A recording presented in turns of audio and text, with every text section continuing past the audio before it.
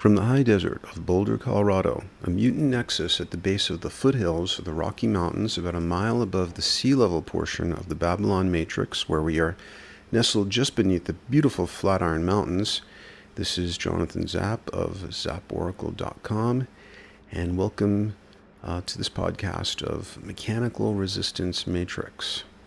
And this was written in 2006, revised in 2008, and this is July 29 of 2013. Mired in details, mired in this wholly human conundrum.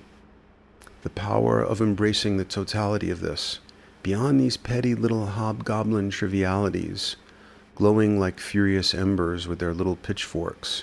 But how small they are, how utterly helpless, how sad they seem, how lonesome they must be to demand such frantic attention. And those were two excerpts from the poems of Jack Savage. And I encourage you to see the document, Savage Reflections, the soulful poems of Jack Savage, who died this year at the age of 24. Mechanical resistance is one of the great defining aspects of the matrix in which we are presently incarnated. It is a force in our lives as powerful as gravity or mortality, and it overlaps and influences almost any area or parameter of our incarnation we can possibly think of. Corporeality, illness, aging, money, sexuality, time, objects, consumerism, computers, technology, art, travel, etc.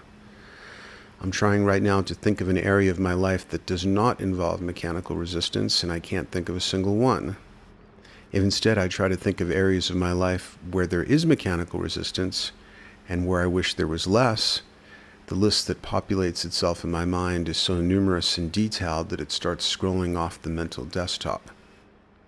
The list is not quite infinite in a technical sense, but might as well be. It could be akin to typing sex into Google and trying to scroll through every result. I just did that and got 413 million results. And if I scrolled through all of them, I would probably find a little button on the bottom of the final screen that reads, "Show the next 413 million results."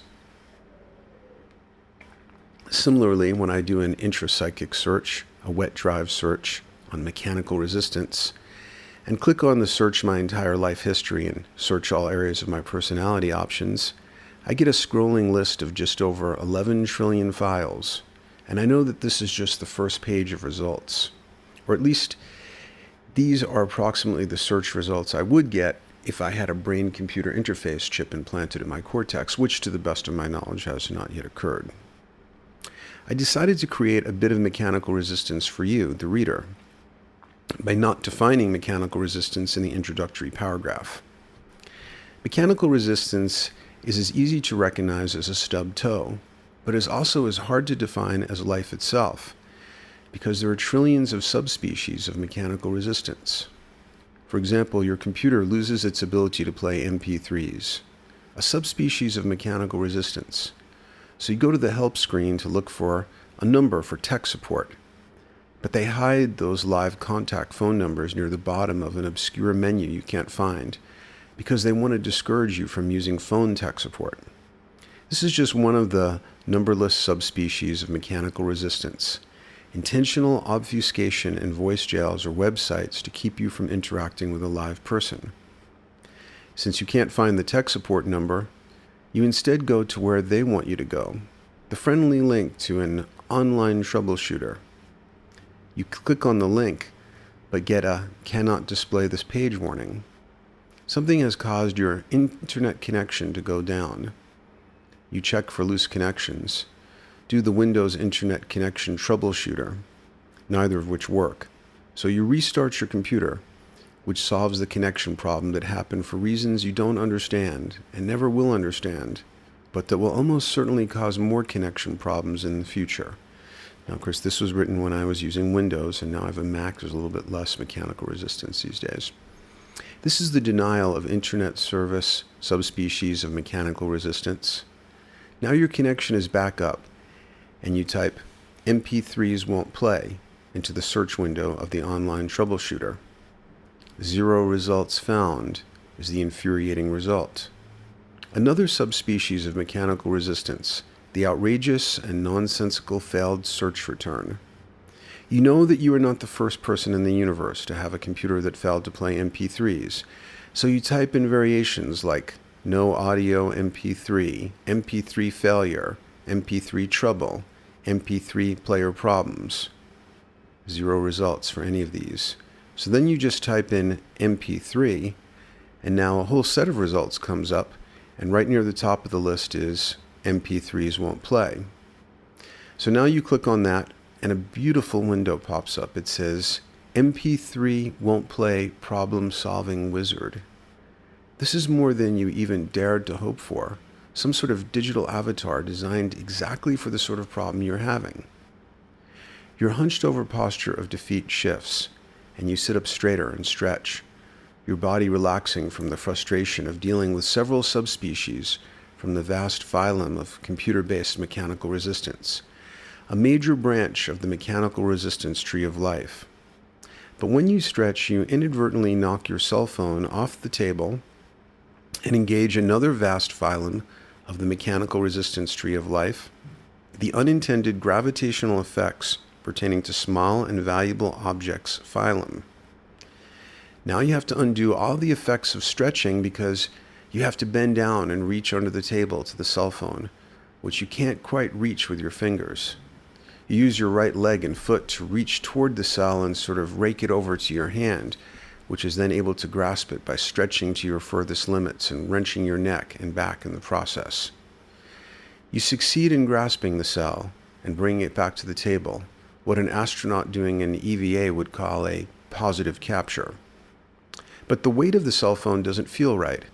There is a weird hollowness, and you investigate, turning it over, and discover that both the plastic cover that holds the battery in and the all-important battery itself were ejected by the fall, rendering the all-important cell phone as dead as a person would be if they had suffered a fall that resulted in the ejection of one or more major organs. You can't even see those missing organs, so the hand grasping with foot raking assist capture protocol is absolutely not going to create a positive capture. Meanwhile, the all-important cell phone is flatlined. Your most important link to the outside world has gone dead and will remain so until its major organs are restored. This calls for drastic action, and drastic action always means deeper descent into mechanical resistance. You are forced to leave your swivel chair, and with it all illusion that problems can be solved instrument cockpit style, with you comfortably seated while troubleshooting problems with mouse and keyboard and so forth. Like a groveling animal or crawling infant, you search the hideous tangle of wires beneath your desk to find the cell's missing organs and success, positive capture. You find both the battery and the battery gate and are ready to return to the cockpit. But as you transition from all fours back to the flight deck, your knee inadvertently hits that glowing red rocker switch on the all-important surge protector, which is the crucial link, the absolute link, between your computer and the power grid. You turn the switch back on, but of course your computer has crashed because of the momentary interruption of power. You're back on the flight deck now, staring at a black screen, your back and neck feeling tight, and the slow, dull ache of neck pain due to herniated discs in your neck, C5 and C6, is creeping up, and you sense the morning slipping away, like so much of your life, into the gaping, thorny pit of mechanical resistance. You press the power button on your computer so it can reboot. Next in the hierarchy of necessary actions, you put the battery and plastic battery cover back on your cell phone, restoring its viability as an electronic organism. There's a tiny feeling of satisfaction when the plastic battery gate clicks shut, but you are so seduced by that momentary victory, while still feeling oppressed by the thought that the morning is slipping away, that you fail to recall a key cell phone restart protocol. When power is interrupted to your cell phone, and the power is then restored, the device comes back on, the screen lights up, but the phone function is actually off and needs to be turned back on. But this crucial restart cell protocol falls between the cracks of your attention, because when you snapped that battery gate back into place and you heard that positive clicking sound, you had a tiny moment of vanity, false pride, confident that you were getting back on track. Instead of being in the moment, you're already thinking ahead to when the computer would finish booting up, at which point you could open a browser, at which point you could go back to online troubleshooting, at which point you could search for MP3, at which point you could find the link to restore the MP3 won't play problem-solving wizard. Following this future timeline in your mind's eye, you are now blissfully ignorant of the fact that your cell is still, from an operational point of view, at least as related to its telephonic functionality, a corpse. It looks perfectly intact sitting there beside you on the desk, but in actuality, it is effectively decapitated. The all-important link to the outside world is dead, and you don't know it. This means that you will miss a number of crucial phone calls this morning, and the loss of these all-important phone calls will create mechanically resistant suffering and problems that will continue to affect your life in the days and weeks to come. Later, you will realize that although the dead phone looked perfectly intact, you should have noticed that the light flashing every 3 seconds on the phone to indicate that it is in service was not flashing.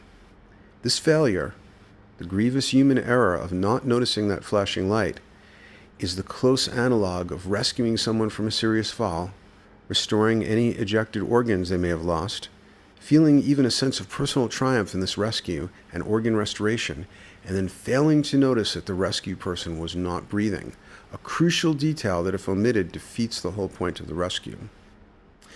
But you don't notice that your fallen companion has not drawn breath since the fall. In a state of glib ignorance, you assume that your cell is alive and linking you to the outside world. You assume that it is a living and active transceiver, a functioning telephonic interface, while in actuality it is a plastic corpse lying inert by your side. You don't notice its inert status, don't notice that you are making dangerous and naive assumptions, because you're in a state of blissful ignorance due to the fact that finally, triumphantly, you have restored your connection to the MP3 won't play problem-solving wizard.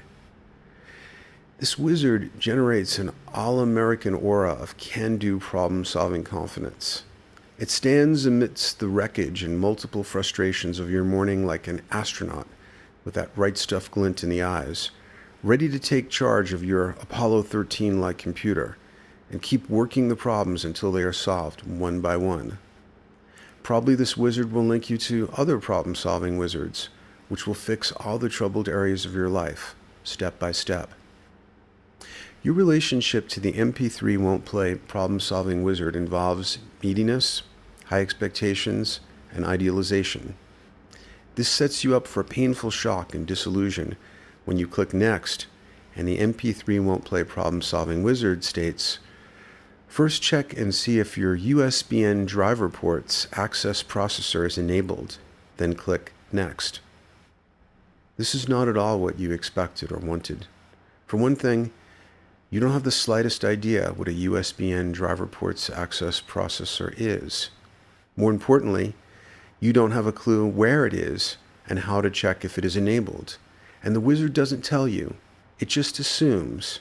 It makes an ass out of you and me by assuming you are as familiar with the USBN driver port's access processor as you are with the front door of your house. You could ignore this step and click Next, but in so doing you would completely invalidate your entire relationship to the wizard, because it told you very specifically to check on the enablement status of your USBN driver port's access processor first, meaning that this check must precede any other steps heading towards solving your entire MP3 won't play problem. Faith in your relationship to the wizard has been shattered, and now you realize a critical mistake you made that led to the unraveling of your whole morning. You realize that when you couldn't find the hidden tech support phone number, you should have never put up with that. You should never have let yourself be sucked into the online troubleshooting program. You should have stood up for yourself, should have found the number and then added it to the contacts file in your cell phone for future reference, should have been talking to the outsourced tech support people in India, should have gotten to the bottom of the MP3 problem with a live human contact. And if you had taken that critical step, you would also have discovered that the cell phone service had not been turned back on. Shoulda, woulda, coulda. You realize these regrets are taking you nowhere. You need to bite the bullet. You need to go back to the original help page and look for that hidden contact tech support menu. You need to... Okay, I'm going to break in here because if I were to continue the narrative of mechanical resistance that this hypothetical you is facing, I would have to continue right up to the point where you are leaving your body at death, the system restore point, where at least potentially you could reboot into a different matrix, one that was not based on the mechanical resistance operating system. I went into the narrative above to create some mechanical resistance, to draw you into the world of mechanical resistance in a way that I couldn't if I gave a concise definition in the intro paragraph and then listed the 10 steps to solve mechanical resistance through the power of positive thinking and that whole Dr. Phil approach to the crucifixion of human incarnation. The concise, glib approach would be a massive disservice to victims of mechanical resistance. Sorry, a disservice to mechanical resistance survivors everywhere, rising to the special challenges of the mechanical resistance matrix. To be perfectly honest, I also went into the narrative because I wanted to, still want to, punish mechanical resistance itself. Before I go into my philosophy of how to deal with mechanical resistance, I want to disrespect and degrade it, pay it back for all its petty humiliations. I want to make it feel powerless and pathologized, want to make it feel like a petty health problem that will one day be obliterated by a tiny little pill. In short, I want to make it into an acronym. I will make it into an acronym. From this point forward, I will refer to mechanical resistance as MR. I just noticed something about this devastatingly short acronym MR, which makes it even more appropriate. It looks just like Mr., as in Mr. Jones. And since Mr. denotes a formal masculine salutation, it strongly connotes the whole patriarchal age, an age of suits and faceless bureaucrats, the perfect degrading connotation for this acronym, and the perfect means of disrespecting MR and the whole corporeal incarnation horse it rode in on. Now I know what at least some of you are thinking. This spoiled, overprivileged, yuppie Westerner and his gadget woes, what a whiner. What about Raj Patel, the 39-year-old rickshaw driver and father of 8 who lives an impoverished life of hardships in Bangladesh, who, although half-starved, has to run through the crowded streets of Bangladesh on his blistered feet, dragging his rickshaw, trying to find a customer, trying to make a few rupees to feed his starving family? That's real mechanical resistance. Computer problems don't even count. Most of the world doesn't even own a computer. Okay, fine. Some people have it harder. From a politically correct point of view, what Mr. Patel has to go through is probably 10 to 15% more mechanically resistant than what I have to deal with most days. But from another point of view, the technology-spoiled Westerner is the one much more likely to locate the problem of mechanical resistance and seek encompassing solutions to it. Only the person who has been fully initiated into the world of high-tech gadgets knows what MR really is. Only a baby boomer raised on the Jetsons and the belief that middle age would bring a world of gleaming control panels and an immaculate smart home filled with helpful robots catering to my every need and a 2-space-car garage. Only such a person is able to realize just how much this phase of reality and its ubiquitous MR really sucks. Only those who have owned computerized gadgets that, on the occasions when they actually work, really do create temporary remissions of MR know just how much suffering there is when all the MR symptomology comes crashing back. Sure, it says in the Bible, in Ecclesiastes 3, "What profit remains for the worker from his toil? I have seen the painful labor and exertion and miserable business which God has given to the sons of men with which to exercise and busy themselves. Moreover, I saw under the sun that in the place of justice there was wickedness, and in the place of righteousness, wickedness was there also. For that which befalls the sons of men befalls beasts. Even in the end, one thing befalls them both. As the one dies, so dies the other. Yes, they all have one breath and spirit, so that a man has no preeminence over a beast. for all is vanity, emptiness, falsity, and futility.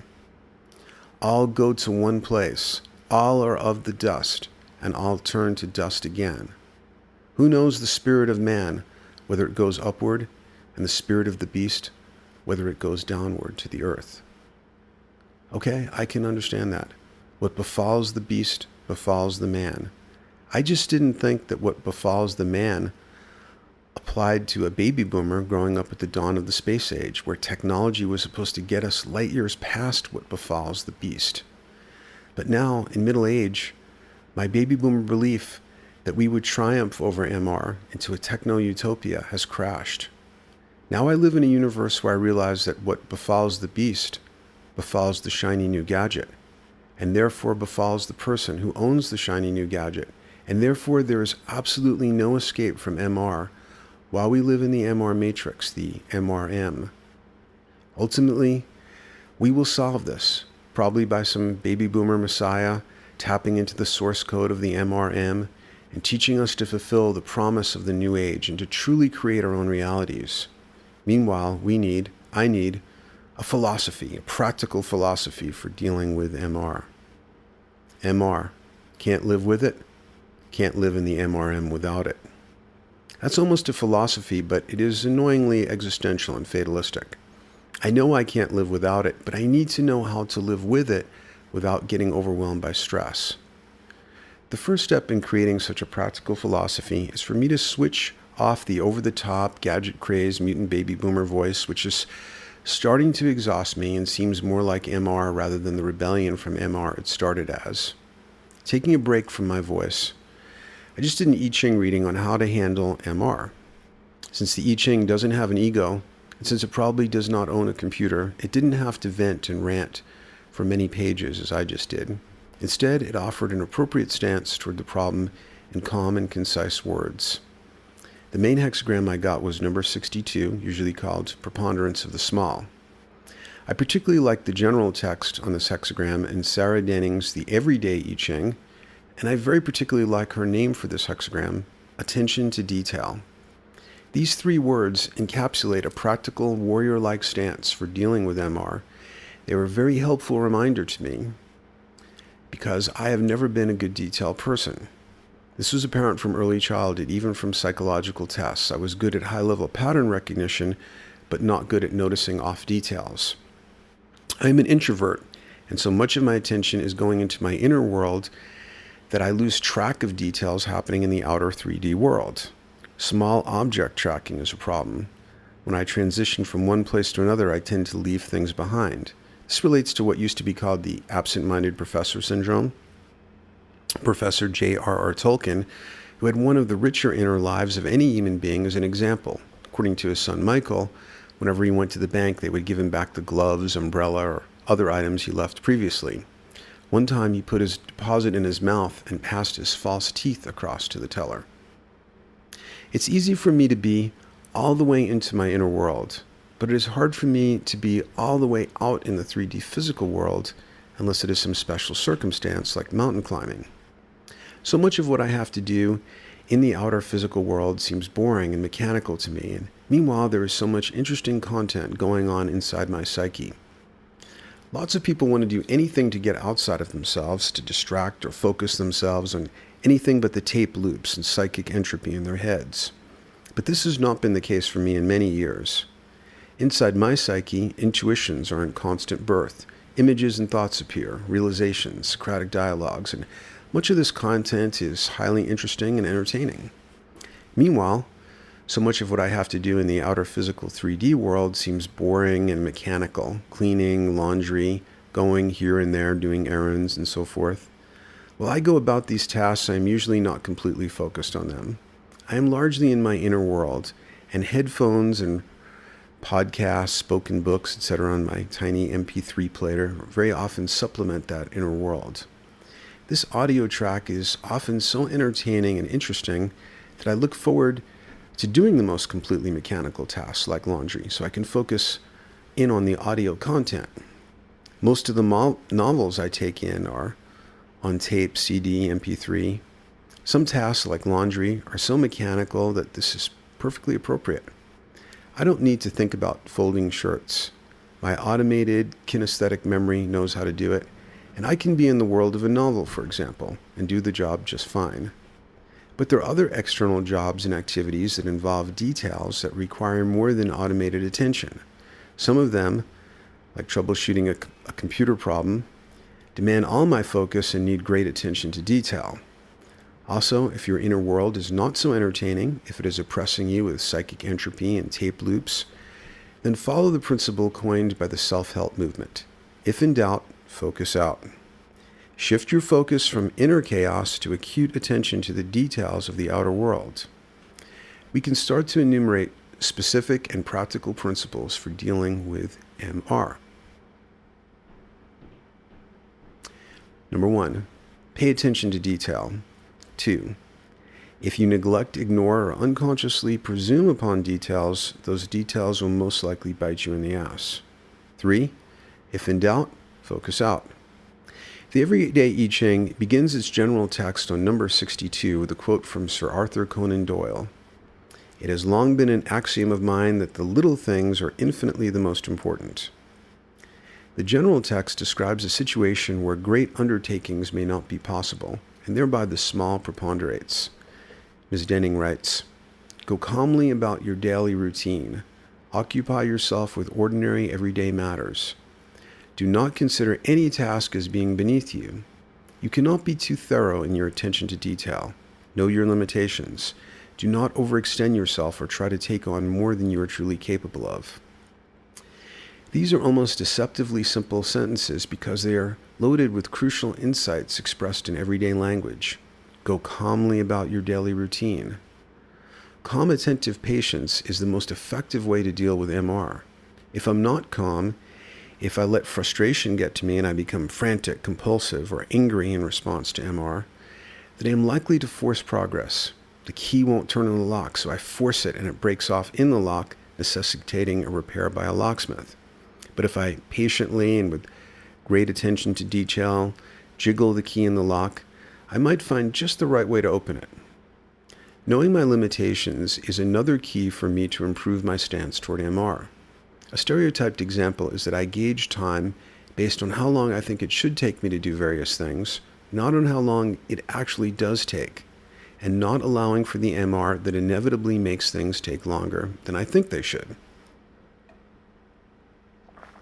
4, go about your day with calm, humble precision, considering no task beneath you. Be realistic about what you can accomplish and how long it will take. Many of my Zap Oracle cards make the statement, "Don't do anything you won't remember well on your deathbed." A more practical version of this would be to ask yourself the following question throughout the day: what's the best use of my time right now? Yes, you should prioritize doing the highest value, most meaningful life tasks. That's why I get up in the very early morning. Having just awoken from dreams, I'm in my best state to be creative. Peak time is the time of day when you are most alert and energetic. My strategy for most days is to use the morning, usually my peak time, for my highest value tasks: writing, research, working on the Zap Oracle, counseling people. Then after a few hours of that, I tend in the early afternoon to have a bit of an energy slump, and I use that less alert time for more mundane tasks. And by the way, the morning thing that I do, there's a document on the site called Pre-Dawn Window Zone, where I explain that in a little more detail.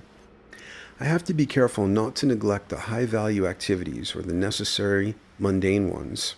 The computer is a good example because most of my high-value activities, like the writing I'm doing right now, require or are greatly facilitated by the computer. Working on computer problems cannot be neglected because it will directly undermine the high-value creative tasks. A crucial insight is contained in the sentence, "Do not consider any task beneath you." I would like to have a personal staff, or at least a couple of artificially intelligent robots that could take care of mundane details for me, but I don't. I need to know how to make my computer work, and as frustrating and inane as many computer glitches turn out to be, there is a computer literacy training happening as well. I am learning how to live with a computer at this phase of technology, where computers don't have enough artificial intelligence to recognize their own problems or listen to a verbal description and set to work fixing themselves. About a year before he died, I met Joseph Campbell at a Jungian conference on Long Island. He mentioned that he had just gotten his first personal computer, and as soon as he took it out of the box, he knew it was a god, but he wasn't sure which one. After interacting with it for a while, he realized it was Yahweh, the God of the Hebrew Bible, all rules and no mercy. If that's the nature of the God, then it is true. You cannot be too thorough in your attention to detail. Similarly, when you interact with the moving physical world, driving, biking, skiing, whatever, it is important to recognize that you are bound by the merciless rules of macro objects and Newtonian physics. Now, we'll have to say once again that computer mechanical resistance post-Windows has gotten much less. 5. Ask yourself, what is the best use of my time right now? 6. Try to preserve peak time to work on the highest value tasks. 7. Many mundane tasks are crucial and require complete focus. There's a whole other level of meaning to not seeing any part of the work beneath you. Many people, probably most people, are ambivalent about having a corporeal incarnation. Some thinking types seem to be a bit disembodied. They seem to be hovering just above their body and reluctantly and inattentively interfacing with it when necessary. And you can see my document, The Glorified Body, for more about our transforming relationship to body. This dualism and understandable disidentification with the body increases the suffering of MR and intensifies various forms of MR through neglect. Some people treat their body as a kind of portable shopping bag. They throw things in it, and if those things cause MR symptoms, they just throw in more things to compensate. 8. The body deserves great, but maybe not obsessive and all-consuming attention to detail. Neglect it, and the MR of corporeality only intensifies. Ms. Denning continues, if you fly too high, you will lose control. Keep your feet on the ground and enjoy the simple things of life. Do not be too proud or ambitious. Our spirit body would like to fly high above MR. I want the computer to do what I want when I want it. Most of the time it does. But if I am on a roll with some creative writing and feel too above the mundane to continually back up my work, well, we all know how that story ends. Of course, now my work is backed up automatically. Jung felt that the crucifixion was the central metaphor for the human condition. We are caught between the vertical axis of the spirit and transcendence and the horizontal axis of the grounded life, which also includes the dark side of our personalities. Easterners and New Agers and others that tend to focus on vertical transcendence tend to neglect the difficult horizontal work of integrating their own personal shadow, and therefore they end up acting it out unconsciously on everyone. Google Andrew Cohen for a classic example. If I neglect the details of the horizontal plane of existence, what's happening with my body, emotions, relationships, objects, finances, time, etc., then those neglected areas will uncooperatively act out like autonomous complexes, rubbing my face in whatever I neglected. Ms. Denning continues, your challenge is to accept the current situation with grace and a spirit of humility. It is humility that eases the self-importance that generates the anger and stress when the ego confronts MR. Encounter MR with humble acceptance, but don't get self-important about your humility, and especially don't start thinking you are more humble than I am. Remember that humility is not masochism. It doesn't mean you should put up with MR that can be fixed. It means that you are in a better state to fix it, if it can be fixed, when you attend to it with humble precision. Brian Brown Walker, author of an amazingly concise, precise I Ching, writes in his general text on hexagram 62, you should not be seduced into struggling, striving, or seeking solutions through aggressive action. Success is met only by waiting modestly for the guidance of the creative. Trying times are a test of our integrity and commitment to proper principles. The ordinary person reacts to challenges with fear, anger, mistrust of fate, and a stubborn desire to strike out and eliminate difficulty once and for all. While the temptation to act in this way can be great, to do so can only lead to misfortune. She retreats into her center and cultivates humility, patience, and conscientiousness. The healthy way to react to most situations is to interpret them in some sort of positive frame. Brian Brown Walker implies that trying times should be viewed as a test. And Ms. Denning also suggests viewing the hardships as a test. She writes, "Do not make unreasonable demands or allow frustration to cause you to overreact. The situation is a test of your patience and stability." Another positive frame is to see the MR situation as a learning experience, a challenge, etc. Most of the time, this is the way to approach MR, but there would be an element of shadow denial if we always tried to put a positive perspective on everything. Sometimes you may need to grieve, may need to go into a less interpreted acceptance of the painfulness of a particular case of MR. One of the best positive frames is appreciation of the moment, even if the moment has mundane and or frustrating aspects. Let's say I'm having a stressful phone call with tech support. Okay, I just got some mechanical resistance just there. For some reason, the document scrolled down when it shouldn't have. But I also need to appreciate that right now, GarageBand is pretty effortlessly and automatically recording this podcast. And I should take that into consideration and appreciation as well. The I Ching reading, let's see, did I get to the right spot now? One of the best positive frames is appreciation of the moment, even if the moment has mundane and or frustrating aspects. Let's say I'm having a stressful phone call with tech support, but I'm also interacting with a pleasant, conscientious person from another culture. There are nuances to this human transaction, as well as the content about the computer problem. Immerse yourself in the mundane moment, and you may discover layers, textures, and sensations of interest that easily get overlooked.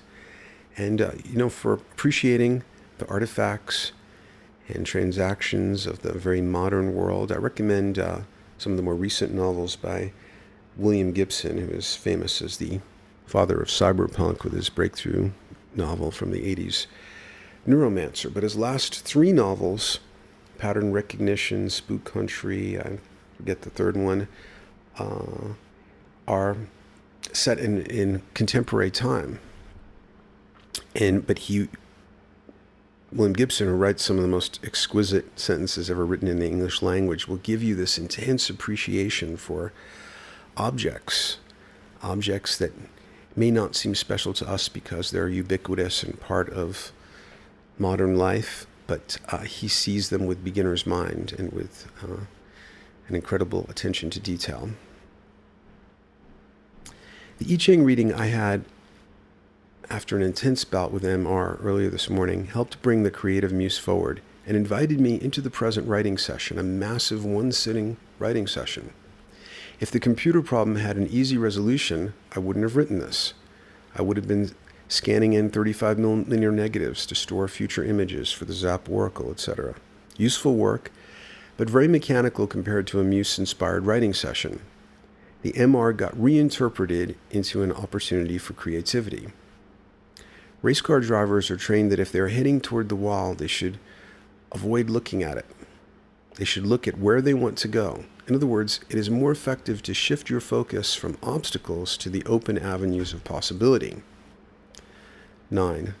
Interpret MR and other frustrations as challenges, tests, and learning experiences. Avoid victim mentality. 10. Shift from obstacles to open avenues of possibility. The MR-inspired reading I gave myself led to a passage from the classic Wilhelm Bain's I Ching, which states, "Thus the superior man," we should really say the conscious person, "must always fix his eyes more closely and more directly on duty than does the ordinary man, even though this might make his behavior seem petty to the outside world. He is exceptionally conscientious in his actions. In bereavement, emotion means more to him than ceremoniousness. In all his personal expenditures, he is extremely simple and unpretentious. In comparison with the man of the masses, all this makes him stand out as exceptional. But the essential significance of his attitude lies in the fact that in external matters, he is on the side of the lowly." Similarly, the classic Taoist I Ching states, when one acts yet is able to be still, being active in the midst of stillness, stopping in the appropriate place and acting on that. Even as one acts, one does not go beyond the appropriate position. In other words, you don't let resistant passages altogether break your rhythm. When appropriate, back off and recognize that there are open avenues of possibility elsewhere. This Taoist attitude contrasts the naive ego that will tend to meet resistance with a frantic, angry, overly aggressive attitude, or conversely, collapse into lethargy and defeatism. All of the I Ching quotes so far have been from general commentary about the hexagram, but now we move to the first changing line I got, which funnels the general meaning into something more specific about my relationship to MR. The Wilhelm Baines defines the line as follows, and just so you can follow, like I did a I Ching reading for myself about the subject, if there are changing lines, then there are specific lines to read, and there's also a follow-up hexagram as well. You could read my introduction to the I Ching that's on the website. 9 in the third place means, if one is not extremely careful, somebody may come up from behind and strike him, misfortune. At certain times, extraordinary caution is absolutely necessary. This is the Wilhelm Baines continuing. But it is just in such life situations that we find upright and strong personalities who, conscious of being in the right, disdain to hold themselves on guard because they consider it petty. Instead, they go their way proud and unconcerned. But this self-confidence deludes them. There are dangers lurking for which they are unprepared. Yet such danger is not unavoidable. One can escape it if he understands that the time demands that he pay a special attention to small and insignificant things. This line reinforces many of the themes we have already discussed. Ignore details of MR, and you get blindsided by them. This is what is meant by somebody may come up from behind and strike him. Ignore that little sound from your brakes or transmission, and a small repair may become a very expensive one or even a car accident. Ignore bodily symptoms, and likewise. There's a principle in the I Ching of catching things before they exit the gate of change. For example, you notice the first tiny signs of a developing problem, and you nip it in the bud. A skilled martial artist slows down time to perceive the first signals of movement and direction of an opponent to catch him before a successful strike. But if you're overconfident and neglect the details, they bite you in the ass. The Taoist I Ching says, if you do not overcome and forestall it, indulgence will cause harm, which would be unfortunate. The next changing line involves similar cautions. The Taoist I Ching says, stop when you should stop, rest and stop the work, act when you should act. And that's the end of the quote. Timing, as we all know, is critical to success. We need minute attunement to the vicissitudes of the moment to know whether to go forward or to withdraw. As Denning writes, take care not to be overconfident. Unexpected difficulties could catch you unawares. Pay great attention to detail. Be very cautious and exercise good judgment. When an I Ching reading involves changing lines, there is also a secondary hexagram indicated. In this case, it is number 2, the receptive. This hexagram is also about being guided by the needs of the moment and not trying to be ambitious or force progress. The Wilhelm Baines states, what the hexagram indicates is action in conformity with the situation.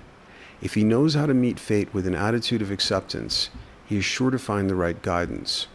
The superior man lets himself be guided. He does not go ahead blindly, but learns from the situation what is demanded of him, and then follows this intimation from fate. The time of toil and effort is indicated. If in that situation one does not mobilize all one's powers, the work to be accomplished will not be done. In addition to the time of toil and effort, there's also a time of planning, and for this we need solitude. And at that time, he must be alone and objective. Planning is another key strategy for dealing with mechanical resistance, but here we need to draw an important distinction.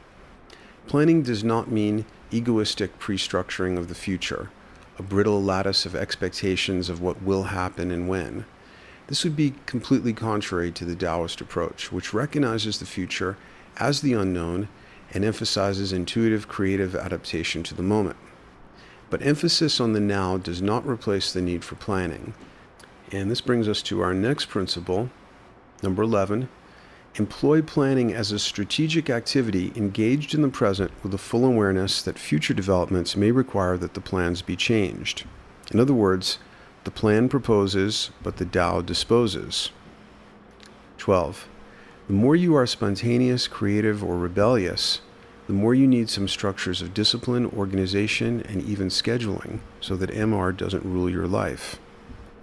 Not bothering with those structures usually means inefficiency, which is another way of saying MR. Since my essence predisposes me to neglect detail, I must compensate by employing systems to help keep me on track. If I don't do this, then the ensuing chaos causes my life to be unpleasantly dominated by the details I neglected. My personality tends to favor philosophy over practical technique, but since I have pointed out the need to compensate for one-sided tendencies, I'm going to describe some practical techniques that are crucial for me and that might be useful for you or might give you ideas for your own approach. 13. Keep a list-making device. So we're stepping off the I Ching now, and these are some of my own ideas. Keep a list-making device within hand's reach almost all the time. Neglected details almost always begin as something you notice and register as a thought. I really should look into that noise in the transmission. When the thought emerges, there are usually 4 things you can do in response. 1. You have the thought and then forget about it. 2. You try to hold on to the thought, try to remember, remind yourself. 3. You record the item in your list-making device. 4. You take immediate action. Response 1 doesn't work well in most cases. You have the thought and then forget about it is response 1. Response 2, you try to hold on to the thought, try to remember, remind yourself. May or may not work and is stressful and exhausting. This approach has been compared to carrying a rock around in your hand and depending on constant muscle tension to keep from losing it. Response 3, you record the item in your list-making device. Works really well for me because much of the time it is neither convenient nor efficient nor possible to take immediate action. If it is, then of course response 4, you take immediate action, is the best response. Crucial for using response 3 is that the list-making device be able to store an item with the least possible MR. Some people go low-tech and write things down on little pieces of paper. This doesn't work for me because I always lose little pieces of paper. My handwriting sucks, deleting items means crossing them out, and besides, I'm a gadget person. I would much rather interact with a reliable gadget than paper. If you're not a gadget person, then a small notebook and a pen may be perfect for you. For me, I carry one of those little inexpensive digital voice recorders. Well, I used to do this for to-do purposes. Now it just goes right into the smartphone. But that's another way to do it with the voice recorder because then you just press one button. But of course now you could also talk to Siri, which usually doesn't work except for Samuel Jackson, but it does work for reminders. So that's one of the few things that Siri will get right usually. This is the least MR list-making device I know, the digital recorder. But again, that was 2006. Sound quality is not that great with these things, so I always say them twice to be sure I can recognize what I said when I review the items. So this isn't quite as good because it's another step. Then I have to listen to the recording and put it on a to-do list. It's actually better if you can just do it right into a phone, since most of people are carrying those with them anyway. Instead of processing the different items I record at multiple times of the day, I wait till the morning after I've finished my creative work session and I'm ready to shift into organizing mode. 14. A key principle for dealing with MR efficiently is to group similar tasks together. But, going back to the voice recorder thing, there was a big advantage in that often I will think of something I need to do and I don't want to listen to Siri's annoying voice, or I don't want to actually pull out the phone and do it. So sometimes I don't immediately add items to the to-do list. Usually I do, especially if I'm in front of my big computer that syncs up with my phone.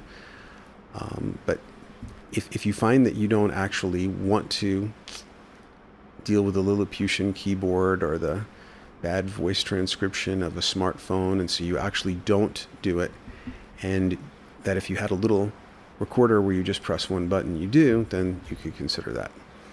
14. A key principle for dealing with MR efficiently is to group similar tasks together. When I do make the shift into organizing mode, I use an organizer program on my computer, something like Palm Desktop or Outlook. Well, those are long gone. They all have calendars, daily schedules, contacts, memos, and task lists, and most of what I record fits into one of these features.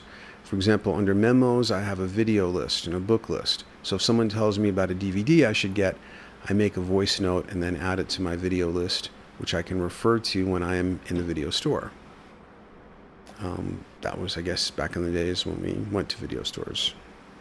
Another list is my pack list. I'm leaving for New York City in 2 days, so I have a New York City pack list as a memo. As I think of things I need to bring to New York City, I make voice memos, and in my morning organizational session, add those to the NYC pack list. I also don't like writing in a messy checkbook register, so I voice memo the checks I write and put them in a memo file till they clear. And I don't actually do that much anymore either. After I review, the thing is to find the system that works for you, is basically, the details aren't so important. After I review and sort my voice memos, which only takes a few minutes, I delete them. Next, I look at the task list. 15. Task lists or to-do lists should always be prioritized. I go through all the higher ranked items on the list and then leave the really low ranked items, like a website to look at eventually, to be reviewed once or twice a month. As I go through the list, I consider which few items I need and am willing to and able to do today. Those items I record on the daily schedule at roughly the time they need to happen. Let's say I'm going to leave the house at 2 p.m. All the chores that I need to do outside the house I will record for 2 p.m. This doesn't mean I will do them all at that time. It means I'll be working on them after 2 p.m. and before the appointment I have at 5 p.m. If I'm doing the planning at noon, under 1 p.m. I will list all the things I need to get done while I am home before I go out. Then there may be 1 or 2 items to do when I get home for the evening, and I'll list those for 9 p.m. When I get done making this simple and flexible plan for the day, I sync my computer with my cell phone, PDA, so I have all the information with me. Again, I like the gadget approach. Someone else could do the same system with a little day runner type book. The need for creative spontaneity and following the muse means I may drop many of those task items if some really high value opportunity comes up.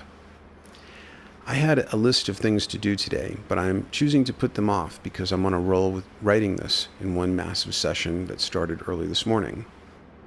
Sometimes what the body needs and what creativity needs may pull in different directions. The body is more conservative and benefits from routine much more than the psyche. The routine schedule, going to sleep at the same time every day, eating at the same time, etc., is better for the body, but may be oppressive to creativity. That's why some basic planning and structure, but also the flexibility to deviate from it, is the best approach for me. Some people need more sleep than others. There are also cycles with sleep. It's been said that every hour of sleep before midnight is worth 2 after midnight. Since early morning is my prime time, this is the time of day, and usually the only time of day, when I indulge stimulants, yerba mate, sipped slowly for the first 3 hours. So that just increases the primeness of prime time, whereas if you do stimulants throughout the day, then you lose their power for when you could really get the most value from them. Also, the time before most people are awake, the time before the sounds of garbage trucks backing up and people commuting to work, is a magical time for me. Most people in the community are asleep and dreaming. The psychic atmosphere of people awake and struggling with morning drudgery is largely absent. The pre-dawn is a very liminal time, a time that still has a connection to the dream time. Am I saying you should get the same brand of voice recorder I use and wake up at 4 in the morning? Hell no. That's what works for me at this time. And again, that was 2006. I do things a little bit differently now, but a lot of the same principles apply. I hate the one-size-fits-all approach you find everywhere, including in spiritual groups. Remember Tommy, the rock opera by The Who? It was about an actual British kid, And it actually was not an actual British kid. I'm going to fix that right now. I thought it was actual, but it's a character. It's about a British kid named Tommy Walker. Apparently he witnessed a murder. Tommy witnessed a murder and became hysterically blind, deaf, and mute. And playing pinball was a big part of the quirky path that led him to enlightenment. But then Tommy's unique path gets turned into a commercialized one-size-fits-all template. Welcome to the camp. I guess you all know why we're here. My name is Tommy, and I became aware of this year. If you want to follow me, you've got to play pinball. So put in your earplugs, put on your eye shades. You know where to put the cork. I'm not running a camp. I'm telling you what I do to deal with MR, so that it may stimulate your mind and aid you in the creation of your own approach. Finally, to paraphrase FDR, there is nothing to fear but the fear of MR itself. This is Jonathan Zapp of zapporacle.com, wishing you good luck in dealing with the mechanical resistance in your life. Take care.